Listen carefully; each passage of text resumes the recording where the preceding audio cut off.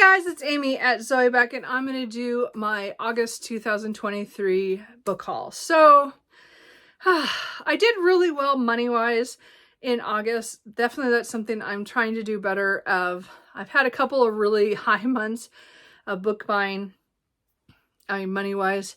But I still bought 25 books. I did buy a lot of used stuff. I did use a lot of credit at Pals for that one trip I took by myself to my local Pals in Cedar Hills.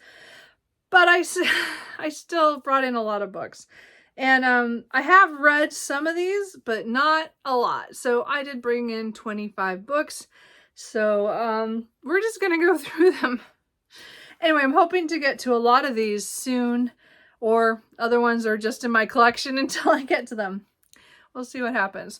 So one I did read was The Salt Black Tree by Lola St. Crow. This is the second book in the Death God's Heart duology. Both of them came out this year. Both of them came out in hardback and paperback, so you don't have to buy a hardback.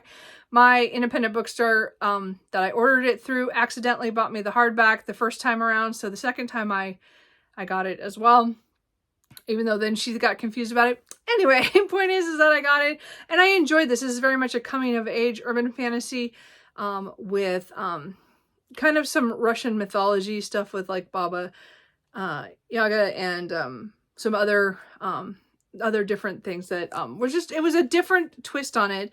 It definitely didn't always go the way I thought it would. Lola St. Crow always surprises me. I do enjoy that. So anyway, I did enjoy that duology. I'm not going to say it's like perfection or anything, but I really enjoyed both books, and I'm glad I have that. Some other pre-orders I got My Roommate is a Vampire by Jenna Levine. I got this on a whim. The next one I did as well. This one, I just saw this and just thought it was cute looking, of a woman who I think she is having a trouble. She's an artist, but she needs to find an apartment, and the only one that she can find is this one with this roommate who only is awake at night, and she finds out he's a vampire. So I don't know a whole lot about it. It just sounded so funny. And again, I just thought that was funny. Another one I pre-ordered on a whim was Assistant to the Villain by Hannah Nicole Mayer. I'm not sure. So this one has to do with a woman who is also down on her luck, and she is trying to, I think, support some of her family, her alien family. And so she has to take a job with the villain as the assistant. So I don't know. I haven't seen anybody read this one yet, or the other one. So I'm hoping both of these are good. They just came out at the end of the month. So I'm hoping to get to both of these in October, but we will see. But they look fun. Like, I'm looking for fun reads. I got my pre-order of Ravensong by TJ Klune. So, I got this, and then I finally read Wolfsong, which I'm so glad because it's one of my favorite books of the year. This is just gorgeous. It's beautiful. I mean, I'm glad I bought it now because I have read the first book, but I didn't when I pre-ordered it. I guess it's the same. Anyway, but point is that, this is book 2 in the Green Creek series by TJ Klune, which is an urban fantasy in this small town called Green Creek in Oregon. And it's the people who live there. Wolfsong is following a young man who grows up and learns who his neighbors are and the differences that they have, and then gets entangled with them. And this is following 2 of the characters that we met in that book. So I'm looking forward to that. They're all male, I believe, romances with urban fantasy. So I'm looking forward to that. And then, so those are all my pre-orders, I think. Yes. So I did get my Patreon book from Katie Robert. So Cruel Seduction is number 5. Yes, number 5 in the Dark Olympus series. So I have not read this yet. I'm hoping to get to it this month, in September. So this one is the messy one that has to do with Aphrodite, Hepatus, is that how you say his name? I don't remember. And Adonis and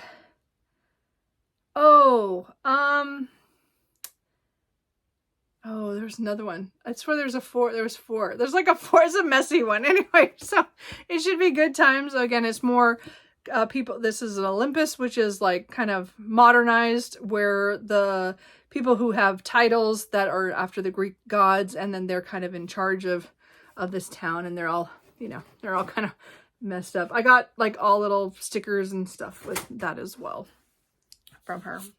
I did get a couple of books at Barnes & Noble, because this was the pick of August, and I wanted to get this Rachel Harrison book, Such Sharp Teeth, because it's a werewolf novel, and I really liked Cackle last month, so I definitely wanted to get this, so I picked up that book. And at the same time, because of the deal, I picked up a Declaration of the Rights of Magicians by H.G. Perry, which is a duology. I don't know what the duology is actually called. I just know that that's the first book, The Shadow Histories. So I think it's a duology. Oh, there's 2 books out, I know for sure. So this one is kind of like the French Revolution with magic, because I know it talks about Robespierre and stuff. So this one, I didn't realize till I got home that I own 3 books by this author and haven't read any of them. So I need to pick up one of their books sooner or later. But that's the, you know, historical fantasy alternate history fantasy retelling. When I was at Powell's, I picked up 3 of the Iron Druid series that I didn't own yet. And I splurged because I had credit. So, you know, wasn't spending my money. And for the last 3 books, they were all signed. He had been there a few weeks before. So they are Staked, Besieged, and Scourged. Sorry. And as they all have his signature on it. Anyway, so as I said, I'm not to this point in this series, but I had just restarted by rereading the first one, and I bought these in anticipation that I'm gonna finish that series soon. We'll see what happens. Anyway, real quick, I forgot I have one classic, which is the Memoirs of Emma Courtney by Mary Hayes. So I don't know who I saw this one. I really can't remember, but when I went to Powell's just right after it, I went. So this was written during the French Revolution, and I think she was a friend of Mary Wollstonecraft, which is Mary Shelley's mother, or she was very much connected somehow with that. So maybe I saw this on someone's video about during Jane Austen July. I don't remember, but anyway, the point is that I got that at that. And I also finally got a copy of Jane Austen at Home by Lucy Worsley. This is a biography on Jane Austen, and it kind of uses where she lived during her life to kind of talk about her and the things we do know about her. And again, I listened to this on audio a couple of years ago. It's one of my favorite biographies on Jane Austen, and I didn't have a physical copy, so I got that used at some point. It just showed up in August when I probably bought it. I bought it in July. So then I bought, also used, is How to Flirt with a Naked Werewolf by Molly Harper. So I saw this on Sarah at the Bookish Knitter talk about this. And then, again, I went to Pals right after that. And I was like, well, let me go look to see if that series is in there. And it was. So this one is, paranormal romance with werewolves in, or at least a werewolf in Alaska. So it just sounded cute, so I thought I would go for it. I then bought 5 books in the London Steampunk series by Beck McMaster. So I read these many years ago. I read 3 of these books, 2 of the novels and 1 of the novellas 7 years ago. And so I just reread Kiss of Steel, which is book 1. Then Heart of Iron I have read before, but I don't remember it, so I'm going to reread that one next. And then Forged of Desire I think is book 4. So I owned 3 and 5 of the series, but I did not own those ones or the 2 novellas, Tarnished Night, which I just read, which is 1.5 in the series. And then Clockwork Menace, I can't remember if this is 3.5 or 4.5. I don't remember, but I've not read this one yet. So I got those as well to finish So I have all the books now in that series, so I will hopefully get through those at some point. I did pick up another Rachel Harrison book when I was at Powell's. This is The Return. So this was her debut novel, I believe. And again, this is one of those books that I heard a lot about then, and I thought it was more of a thriller, but it has some kind of weird elements to it, which like cackle, and I'm hoping such sharp teeth is like. So it has to do with a woman who I think her friend went missing, and then she comes back later, I think. sorry, I don't remember, but it's Rachel Harrison. I really enjoyed Cackle, so I want to see how this goes and see how I feel about it. I picked up The Death of Jane Lawrence also. Caitlin Starling at Powell's. Again, when I say I bought stuff at Powell's, that's all the stuff I bought on credit. So this one is historical. I don't know if it's horror. It might be gothic horror. It has to do with a woman who decides she just has to get married just to be done with it. She doesn't want to anything to it. She just wants to be able to do her work, and she wants to be independent, but she needs to have a husband to do that. And I think she marries a guy who tells her that she can't come to a certain location, one of his estates or something. And something happens where her carriage breaks down, and then she's there, and then she finds out why he doesn't want her there. I don't remember. I know there's mixed things about this, but it's one of those ones I've been always wanting to read, and I haven't got a chance to yet. I picked up the last of the Ilona Andrews books that I did not own. This is Fated Blades. This is the third book in, what is that series? What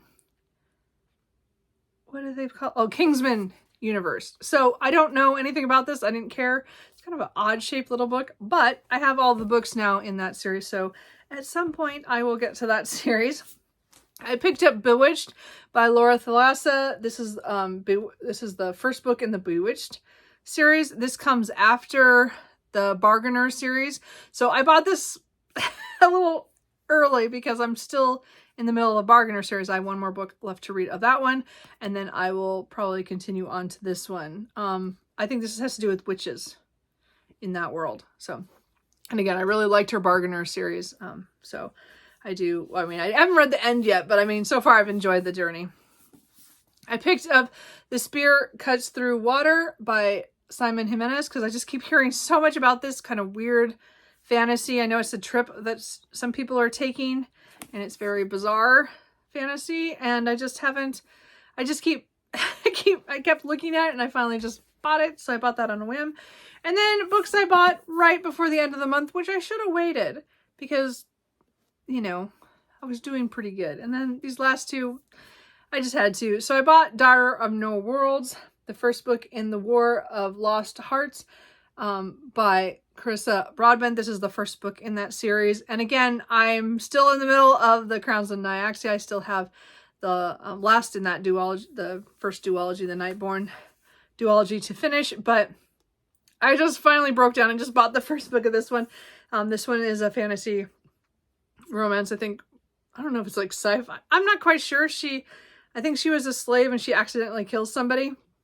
And then she's on the run, and then she goes into training to help save other slaves. I'm not quite sure. That's about all I know about it. I just hear people like it. And it was Carissa's first series.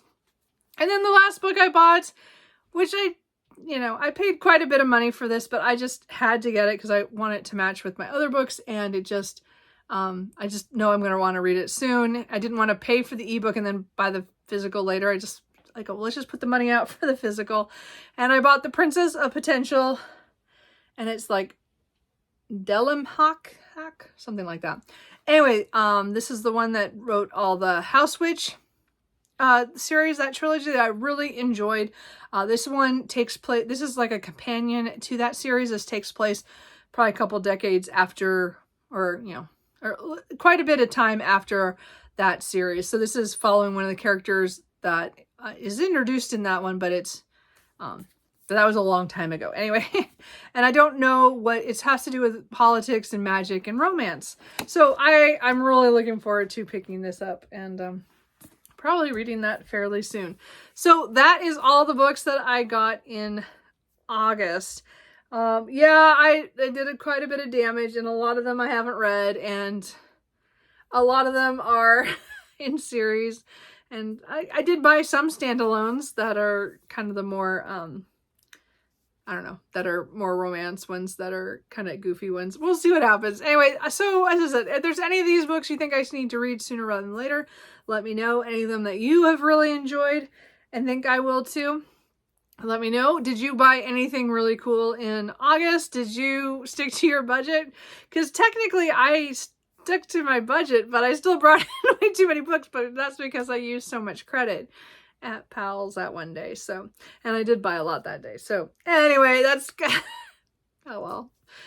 We'll see how September goes. I have little hope of because of how many books I bought yesterday at my trip with my dad to Powell's. So we'll see what happens in September. So let me know what you bought, and I will talk to you guys later. Bye.